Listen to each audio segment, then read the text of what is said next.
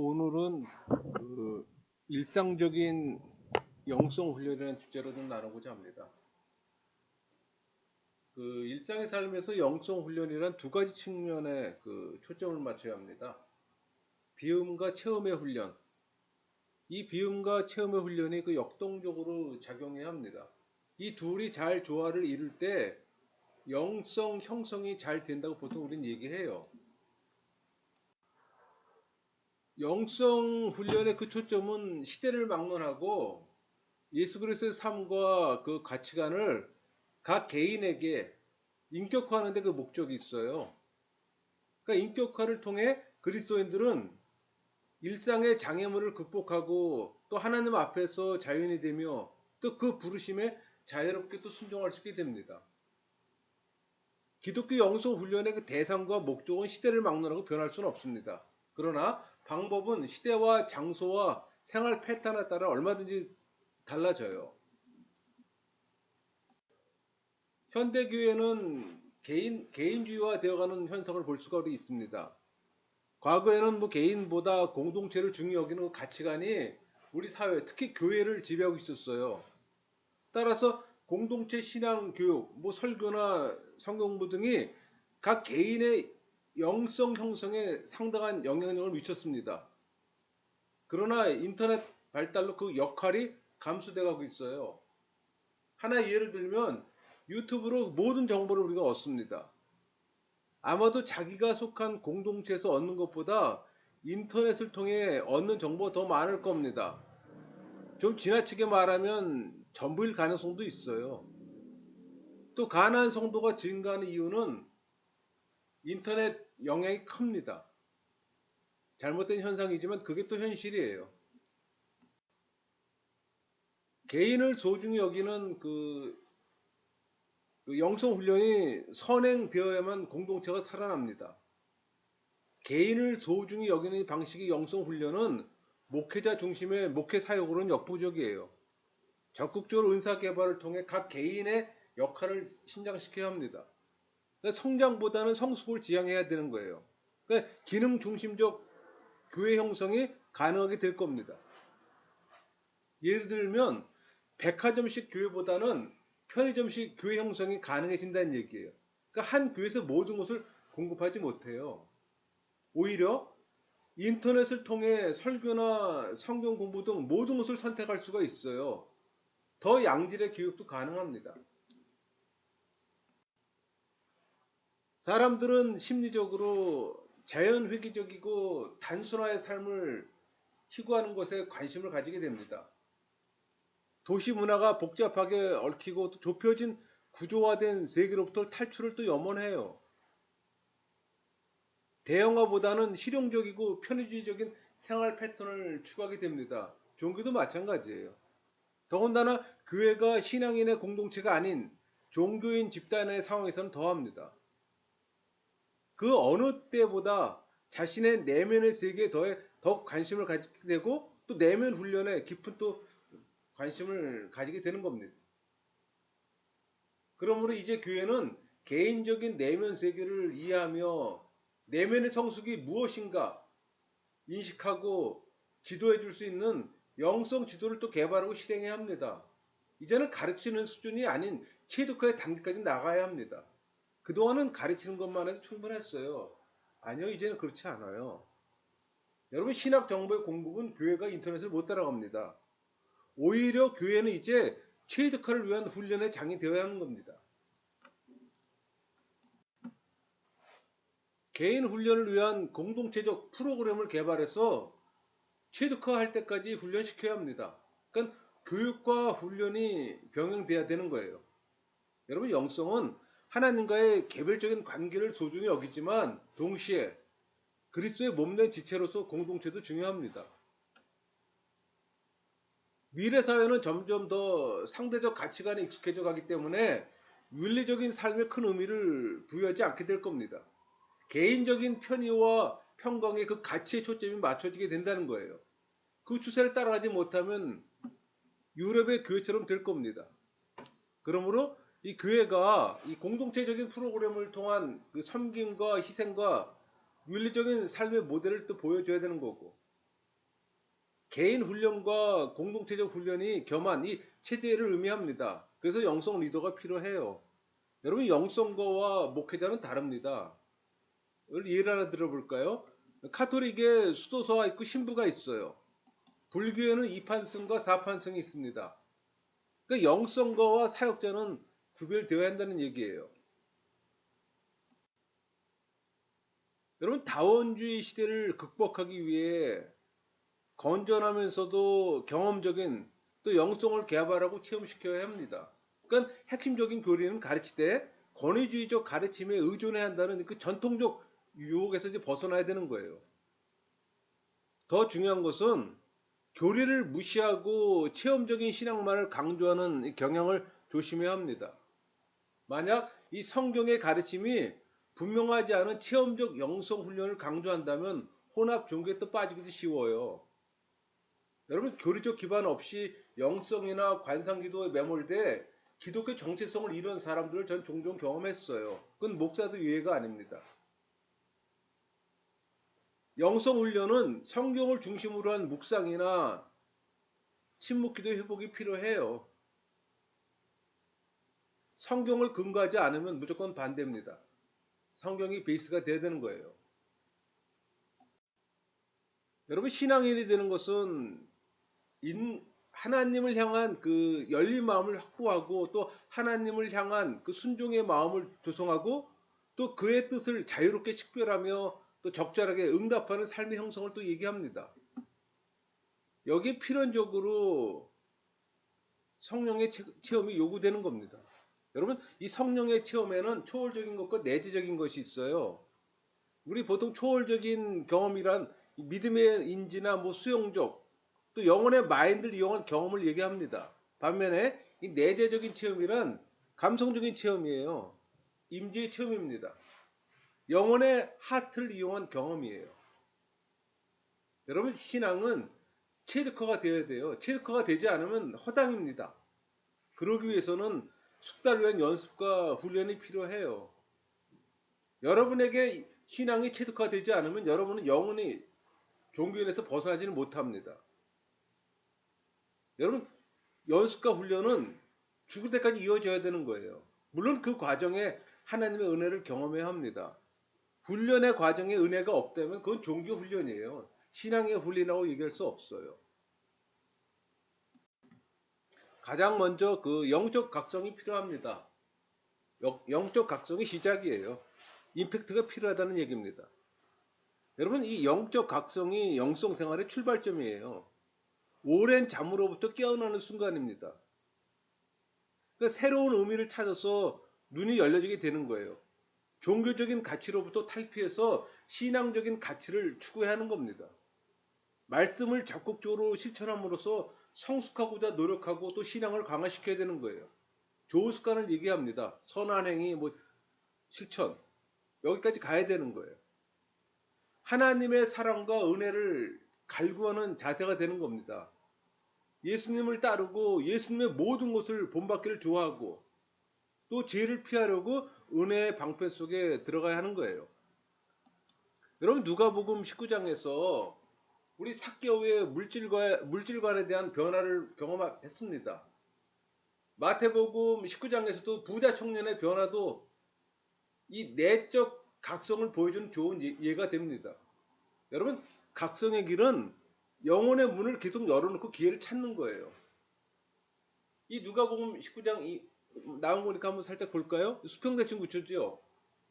그러니까 구조 분석을 하면 A와 A-는 세리와 제인이 될 것이고 B와 B-는 삭개와 행동이 될 겁니다. C와 C-는 오늘 뭐 집이 되겠죠. 그러니까 이런 물질 간의 변화라든가 이 변화가 또 행동으로 변화돼야 되는 거예요. 생각의 변화로 끝나는 것이 아니라 그러나 생각의 변화가 먼저 시작이죠. 생각의 변화가 없으면 행동의 변화가 나오지 않잖아요. 여러분 영성 훈련 과정으로 영혼의 정화가 필수입니다. 가장 필요해요. 그 정화의 과정에는 또 비움의 훈련이 또 필요하고 여러분 우리 예를 들어서 그 육체적 건강을 위해 적당한 운동을 통해 그 불필요한 지방을 몸에 제거하고 몸의 기능을 원활하게 하잖아요. 마찬가지로 영성 훈련이란 영혼의 운동이에요. 이 단계는 하나님 사랑의 빛에 그 직면하는 단계입니다. 그러니까 우리의 영혼이 불필요한 세속의 집착에 매여 있으면 하나님의 뜻을 헤아리고 순종할 수가 없습니다. 세속의 집착으로부터 벗어남으로 영혼의 자유함을 얻고 또 하나님의 부르심에 자유롭게 응답하도록 준비하는 것이 영성 훈련이에요. 매일의 삶에서 그 작업이 이루어져야 합니다. 지속적인 자기 반성과 절제의 훈련을 통해 온전함을 지켜가는 거예요. 우리 빌립보서 3장 7절부터 14절의 말씀이 그 말씀입니다. 우리 영혼에 있는 세속적 더러움을 깨끗하게 하는 겁니다. 죄를 피하는 거예요.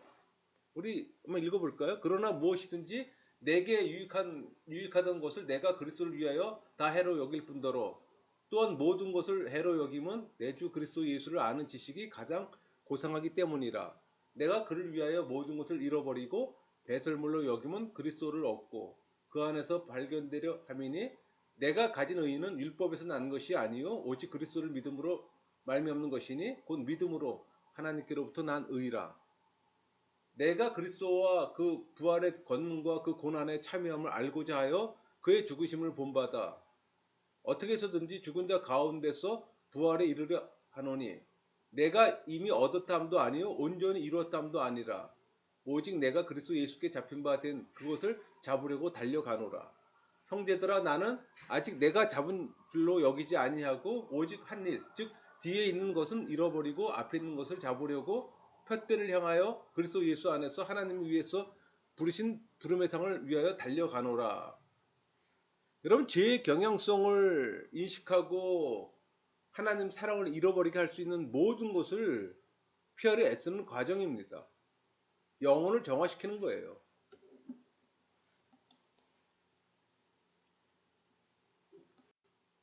사도 바울이 우리 고린도 후서 12장에 나온 것처럼 예수님 가시를 좀 빼주세요. 이렇게 말했을 때 예수님께서 뭐라고 얘기했습니까? 내 은혜가 네게 족하다고 얘기했어요.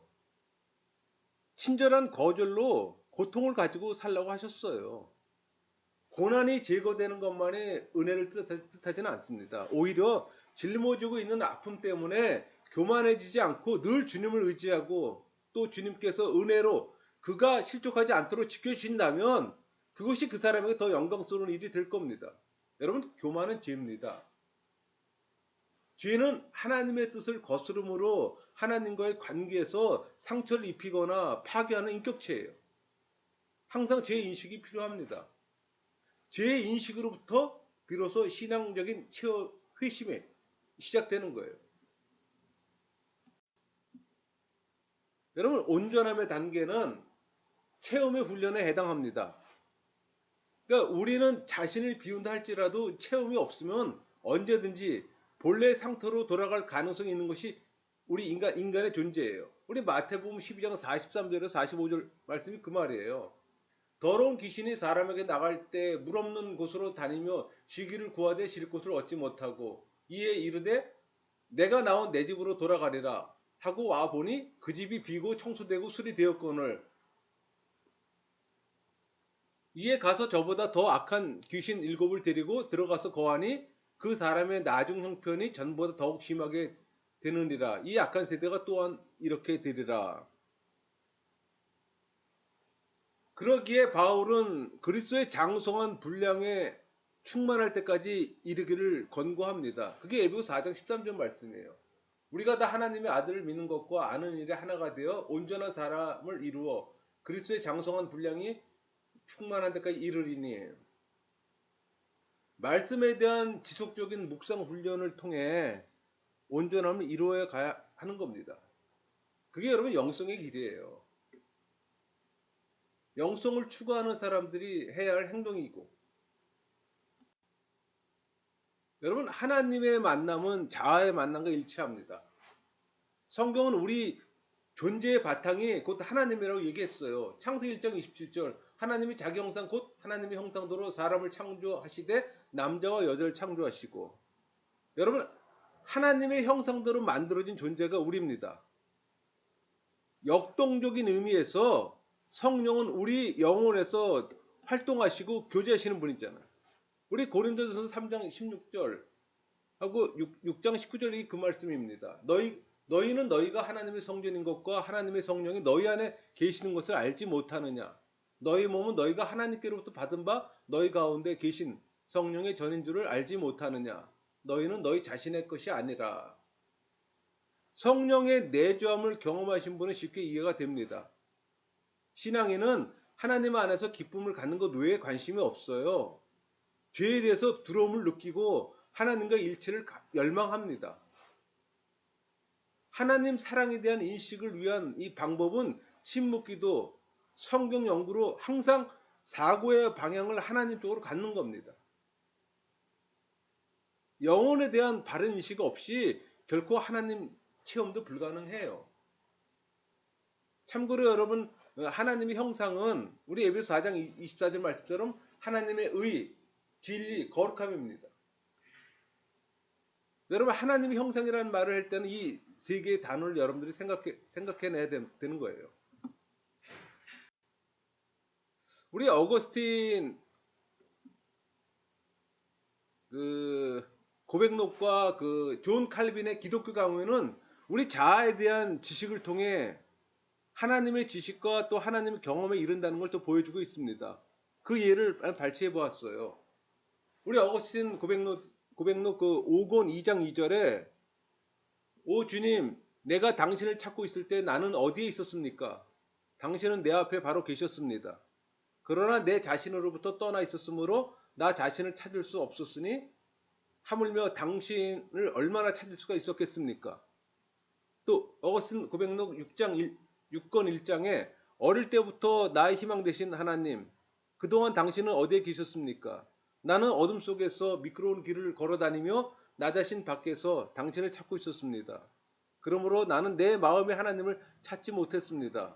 내가 바다의 깊은 밑바닥까지 내려가 보았어도 진리를 발견할 수 있다는 희망과 확신을 잃어버리고 말았습니다. 어거스틴 고백록 10권 27장 38. 그렇게도 오래 되셨지만 동시에 그렇게도 새로운 아름다움이 되시는 당신을 나는 너무 늦게야 사랑하였습니다. 당신이 내 안에 계셨건만 나는 나 밖에서 나와서 당신을 찾고 있었습니다. 당신이 나와 함께 계셨건만 나는 당신과 함께 있지 않았습니다. 그 피조물의 외형적인 아름다움이 나를 당신에게서 멀리 떠나게 한 것입니다. 칼빈의 기독교 강론 1권 1장 1의 내용을 볼까요? 하나님에 관한 지식과 우리 자신에 관한 지식, 이 두 지식은 여러 줄로 연결되어 있기 때문에 어느 한쪽이 먼저이며 어느 쪽의 지식이 다른 쪽의 지식을 산출해내는가를 알아내는 것은 그리 쉬운 일이 아니다. 그러므로 우리 자신에 관한 지식은 우리를 일깨워서 하나님을 찾게 된다. 뿐만 아니라 마치 손으로 끄는 것처럼 우리를 인도하여 하나님을 발견하게 하는 것이다. 여러분, 우리 영혼은 언제나 흔들리고 혼란스러워요. 그러니까 잘못된 습관과 편견으로 인해 마음의 짙은 그림자를 드리우고 있습니다. 그러니까 우리의 마음은 늘 파장이는 호수 같기도 하고 또 오염 물질로 탁해진 호수 같기도 해요. 파장이 있고 이 탁해진 호수의 내면 세계를 바라볼 수 없듯이 일상적인 우리의 마음도 그와 같아서 아무 조치도 취하지 않고는 우리의 내면 세계를 들여다볼 수 없는 거예요. 영적 세계 장애물이 되는 겁니다. 그래서 우리는 침묵 기도를 통해 흔들리고 탁해진 마음을 가라앉힘으로써 자기의 내면 세계를 묵상해 볼 수가 있는 겁니다. 여러분, 내적 쓰레기를 제거하는데 향심 기도가 적격이라고 제가 여러 번 말씀드렸어요. 영혼 속에서 우리는 나와 나 자신과의 관계, 나와 사물과의 관계, 나와 타인과의 관계, 나와 하나님과의 관계 현황을 직시할 수가 있는 겁니다. 침묵의 상태는 늘 소란스럽고 분주한 자아 내면을 훈련시키는 의미가 있고, 또 침묵은 내면 세계에 귀를 기울이려는 또 다른 조치예요. 또 침묵 기도는 하나님과의 만남을 위한 그 환경 조성적 의미를 갖고 있어요.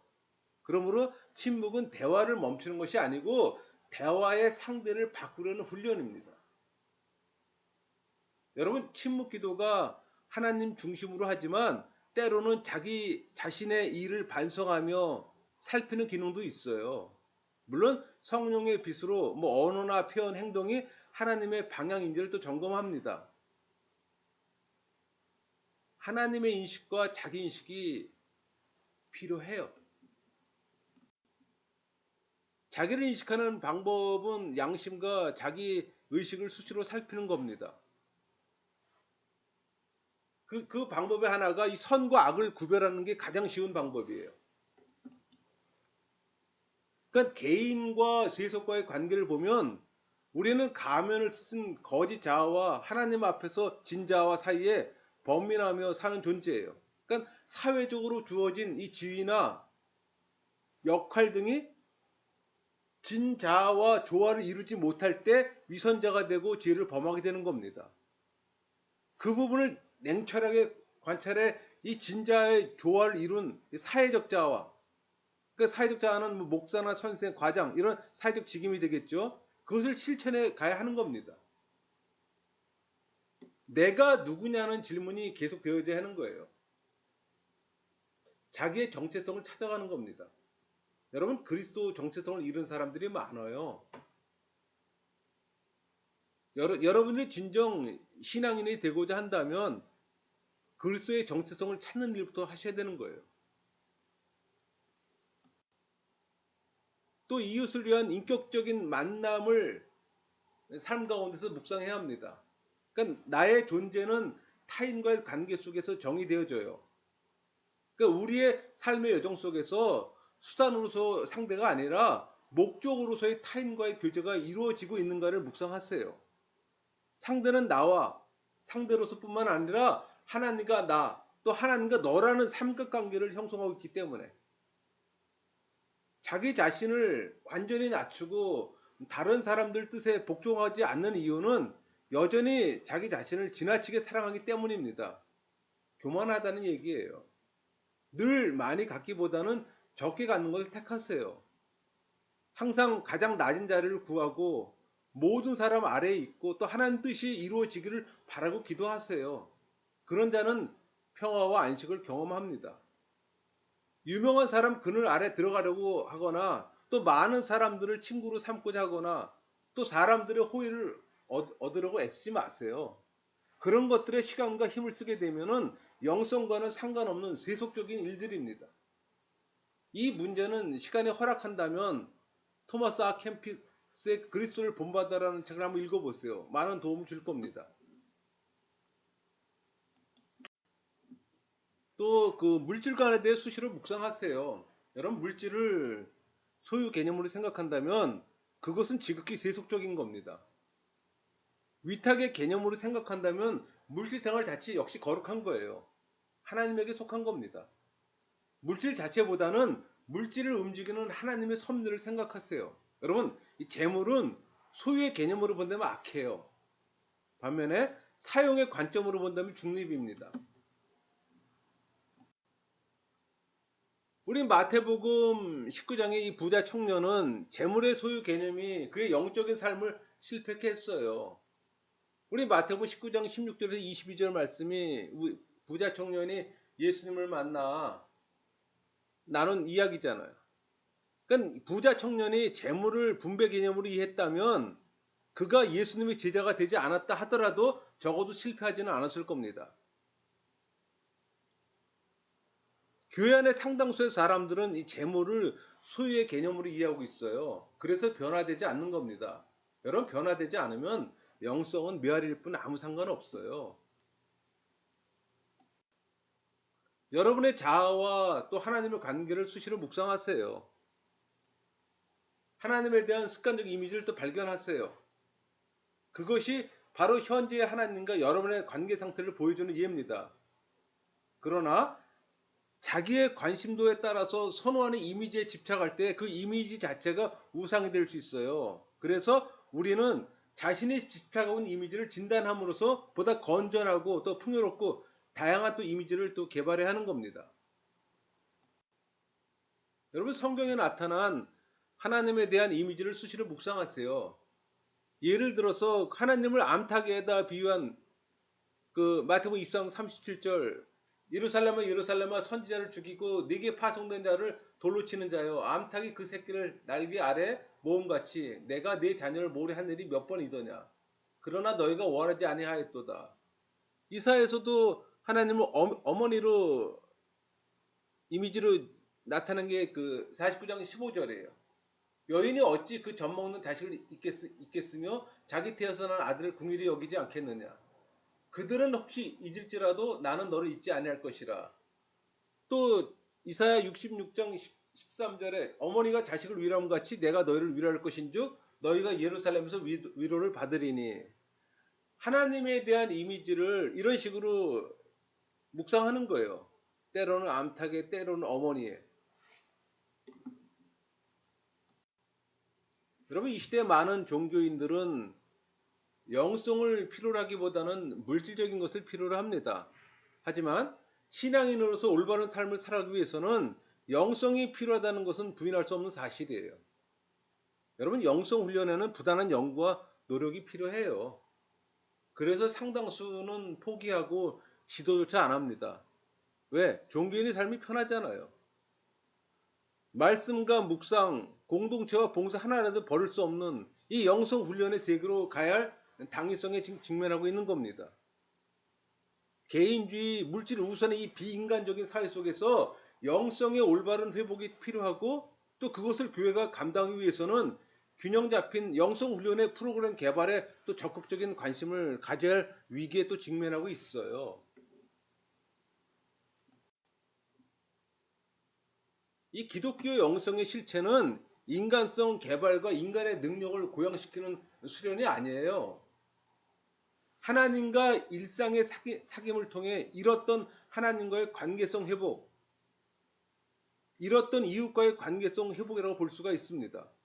그러니까 그리스도 안에서 이런 관계성 회복이 이루어질 때 그 속에서 하나님 나라를 볼 수가 있을 것이고, 또 현대 문명 속에서도 임재하시는 하나님의 모습을 또 볼 수가 있는 겁니다. 지금 우리가 할 수 있는 일에 관심을 쏟아야 하는 겁니다. 우리가 시작할 때 하나님이 역사하시기 때문에, 영성이 여러분의 일상적인 용어로 사용될 때까지 훈련에 참가하시고 또 그 지속성을 이어가세요.